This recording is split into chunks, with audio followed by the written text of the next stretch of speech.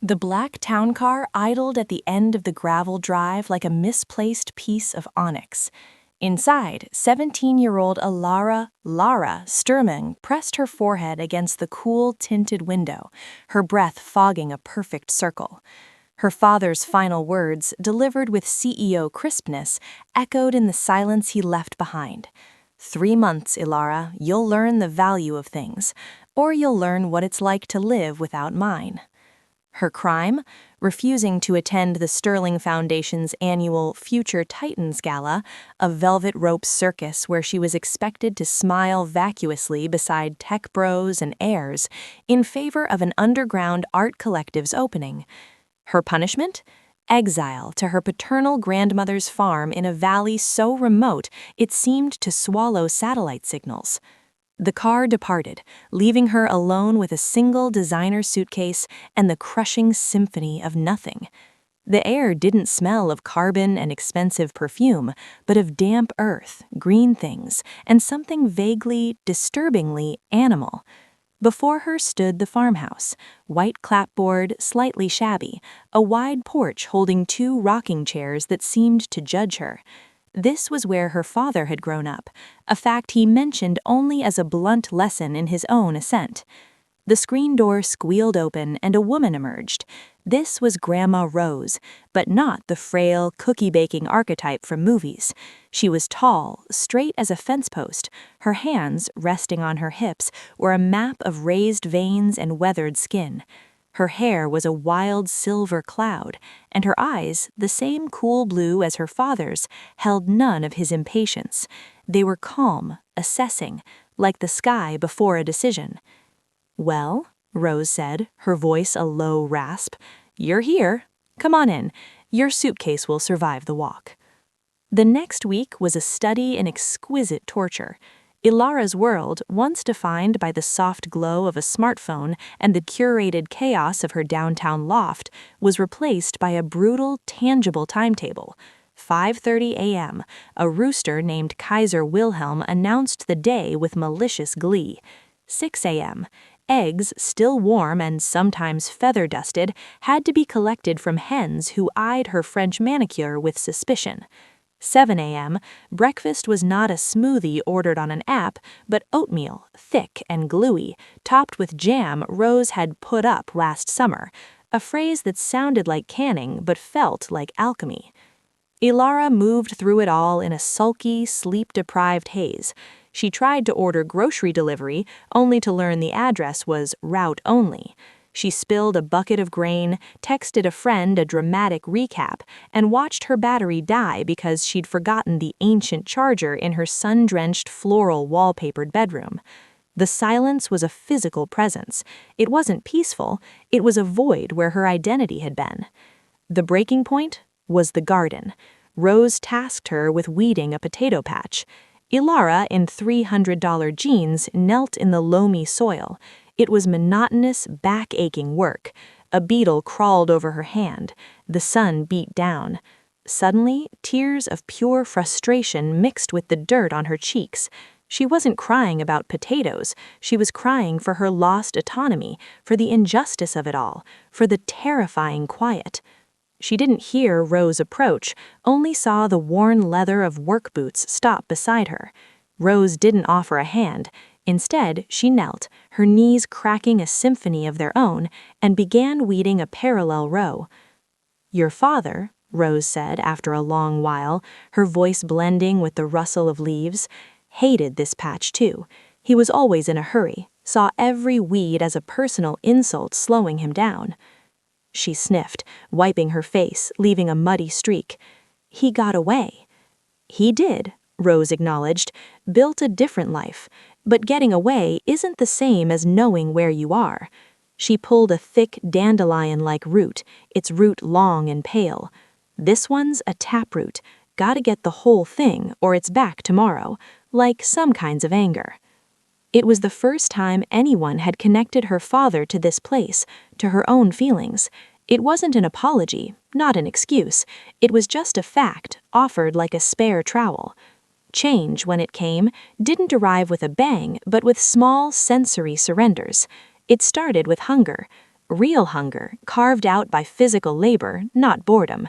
One afternoon, after helping Rose fix a section of fencing, her job was to hold the posts, just so. The smell that wafted from the kitchen stopped her in the mudroom.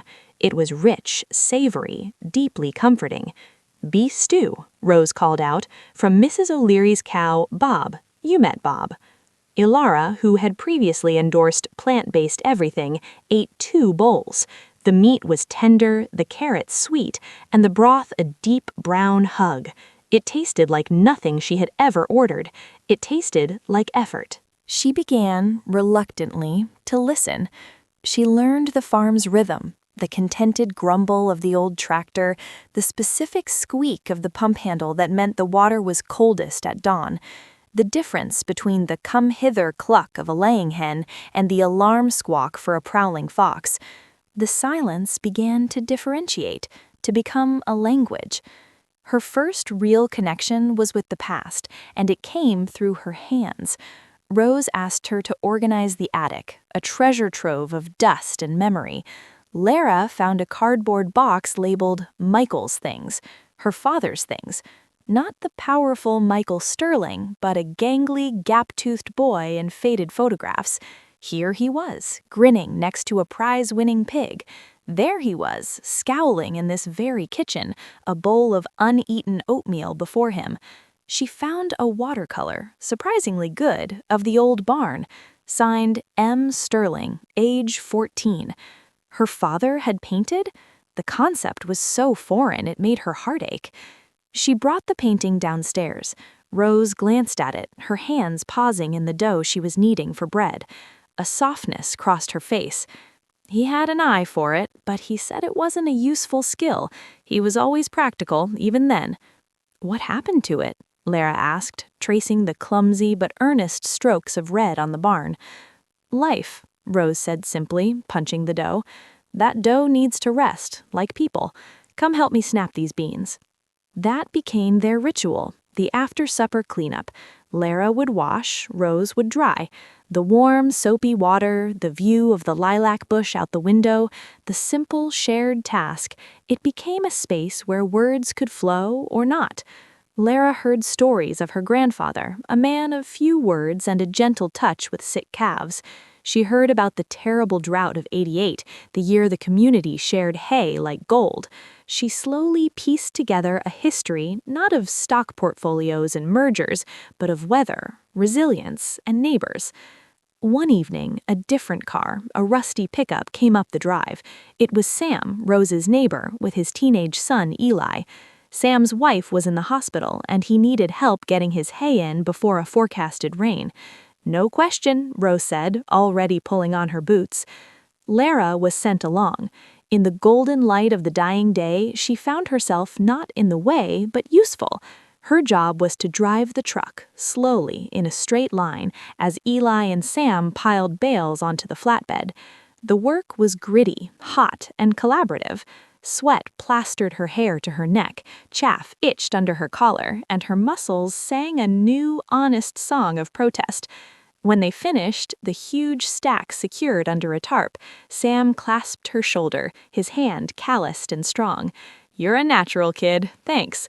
Eli, wiping his forehead, offered a shy smile. "You didn't steer into the ditch once." It was the highest praise she'd received in weeks, and it warmed her more than any like ever had.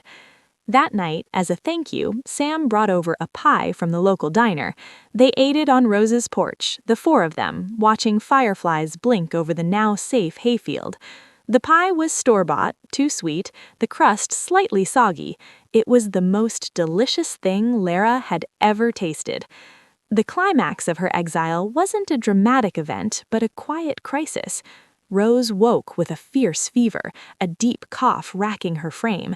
The indomitable pillar was human, frail. Panic, cold and slick, shot through Lara. In her old life, she'd have called a concierge doctor. Here, there was only her. She remembered Rose's remedies, the ginger honey tea for throats, the cool cloth for foreheads. She managed the chickens, her hands steady. She called Sam, who brought soup and assurances.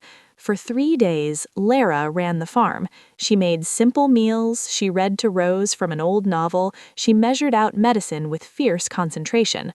One afternoon, as she brought in a tray of tea and toast, Rose, propped on pillows, looked at her, really looked at her.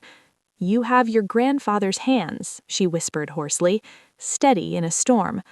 Lara looked down at her own hands. The manicure was long gone, the nails were short, clean, there was a new callus on her palm from the hoe handle. They were capable hands. They were her hands. A profound sense of belonging, solid as the old farmhouse foundations, settled in her chest. She wasn't just enduring this place, she was, in some small way, holding it together.